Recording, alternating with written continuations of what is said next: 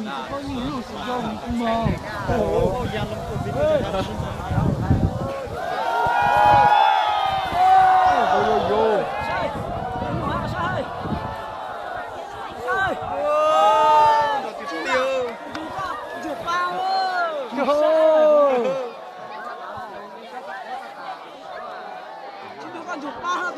lưỡi giảng á, cứ lưỡi giảng.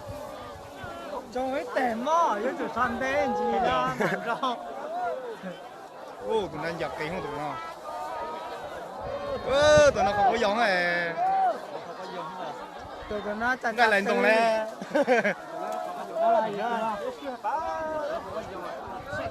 Cái lạnh là. Tụi nó cũng hay là.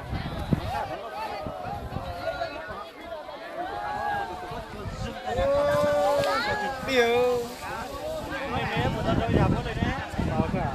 Con không có cho bên mũi này.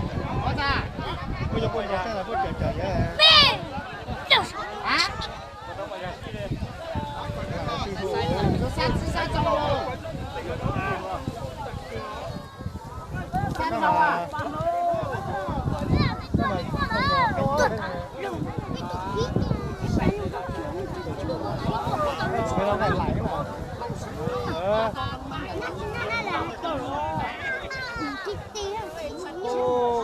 Trường cậu tú rồi nè.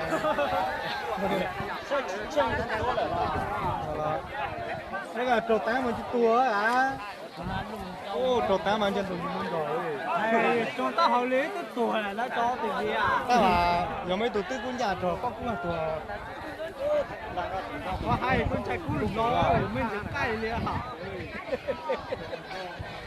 Bây giờ kể tụi bây giờ khác là bây giờ các tụi nó chạy cũng tất. Tao nó từ mà thả lu chỉ tao cho ba thằng nó mạnh cho Có con chỉ thấy từ anh luôn chia vào cứ lưng rồi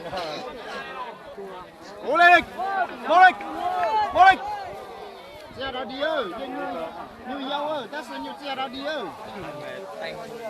tao dây mà từ từ vô lên vô nó vô cái vô lên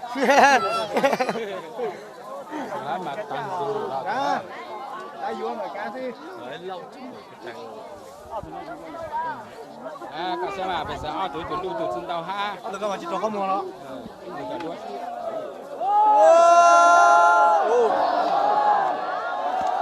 vô vô anh ta đi hay vô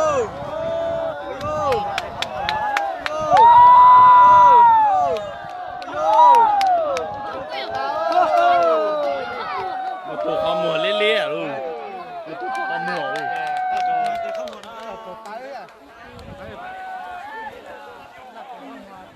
bây giờ chồng nó mua lại hai mà cứ lại luôn tới rồi Rồi đi ra tụi châu rồi. ôi tụi bây giờ chia chưa đi đã lạnh tứ rồi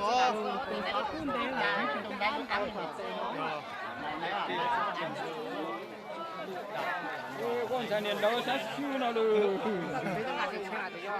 như là chế rồi đó đi chế Vô chưa? Tụi chúng ta sẽ chơi chưa? tụi vô hay là được tay rùa hay là nó hay ư rồi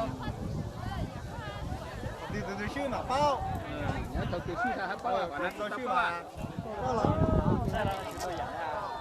thì nó cắn nha mà cắn luôn chẳng nó mà từ từ bao tự nhiên này giờ sao ư